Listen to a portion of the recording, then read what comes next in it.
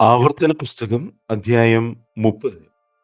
ഞാൻ നിന്റെ മുൻപിൽ വച്ചിരിക്കുന്ന അനുഗ്രഹവും ശാപവുമായ ഈ വചനങ്ങളെയൊക്കെയും നിന്റെ മേൽ നിവൃത്തിയായി വന്നിട്ട് നിന്റെ ദൈവമായ യഹോവ നിന്നെ തള്ളിക്കളഞ്ഞിട്ടുള്ള അതത് ജാതികളുടെ ഇടയിൽ വെച്ച് നീ അവയെ നിന്റെ ഹൃദയത്തിൽ ഓർത്ത് നിന്റെ ദൈവമായ യഹോവയുടെ അടുക്കിലേക്ക് തിരിഞ്ഞ് നീയും നിന്റെ മക്കളും പൂർണ്ണ ഹൃദയത്തോടും പൂർണ്ണ മനസ്സോടും കൂടെ ഞാൻ ഇന്ന് നിന്നോട് ആജ്ഞാപിക്കുന്നത് പോലെയൊക്കെയും അവന്റെ വാക്ക് കേട്ടനുസരിച്ചാൽ നിന്റെ ദൈവമായ യഹോവ നിന്റെ സ്ഥിതി മാറ്റുകയും നിന്നോട് മനസ്സലിഞ്ഞ് നിങ്കലേക്ക് തിരികെയും നിന്റെ ദൈവമായ യഹോവ നിന്നെ ചിതറിച്ചിരുന്ന സകല ജാതികളിൽ നിന്ന് നിന്നെ കൂട്ടിച്ചേർക്കുകയും ചെയ്യും.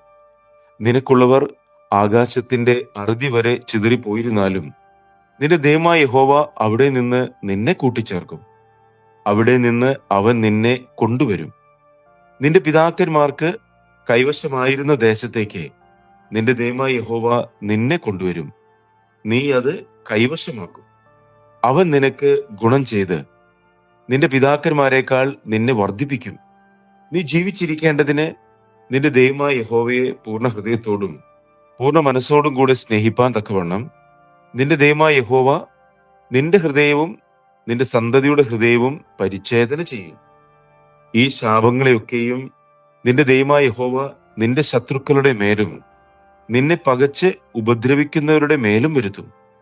നീ മനസ്സ് തിരിഞ്ഞ് യഹോവയുടെ വാക്ക് കേട്ട് ഞാൻ ഇന്ന് നിന്നോട് ആജ്ഞാപിക്കുന്ന അവന്റെ സകല കൽപ്പനകളും അനുസരിച്ച് നടക്കുകയും നിന്റെ ദൈവമായ യഹോവ നിന്റെ കൈകളുടെ സകല പ്രവൃത്തിയിലും നിന്റെ ഗർഭഫലത്തിലും മൃഗഫലത്തിലും കൃഷിഫലത്തിലും നിനക്ക് നന്മയ്ക്കായി അഭിവൃദ്ധി നൽകുകയും ചെയ്യും.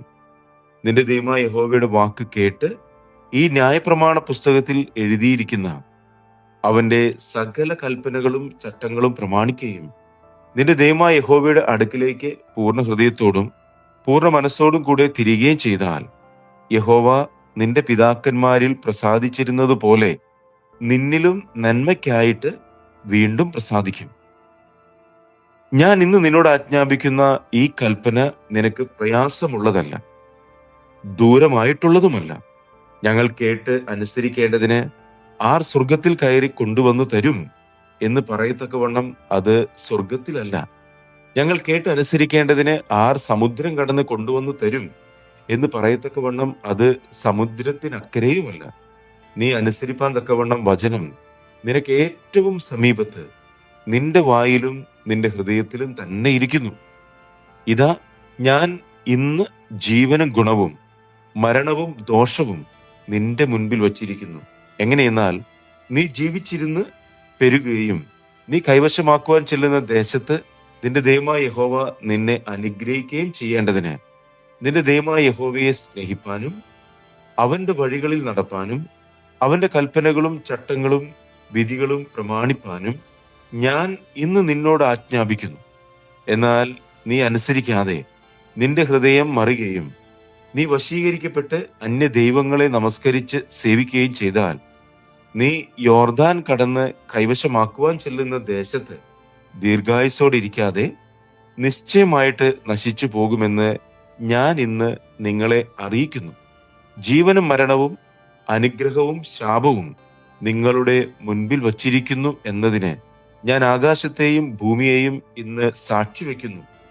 അതുകൊണ്ട് നീയും നിന്റെ സന്തതിയും ജീവിച്ചിരിക്കേണ്ടതിന് യഹോവ നിന്റെ പിതാക്കന്മാരായ അബ്രഹാമിനും ഇസഹാക്കിനും യാക്കോബിനും കൊടുക്കുമെന്ന് സത്യം ചെയ്ത ദേശത്ത് നീ പാർപ്പാൻ തക്കവണ്ണം നിന്റെ ദൈവമായ യഹോവയെ സ്നേഹിക്കുകയും അവന്റെ വാക്ക് കേട്ടനുസരിക്കുകയും അവനോട് ചേർന്നിരിക്കുകയും ചെയ്യേണ്ടതിന് ജീവനെ തിരഞ്ഞെടുത്തു കൊള്ളുക.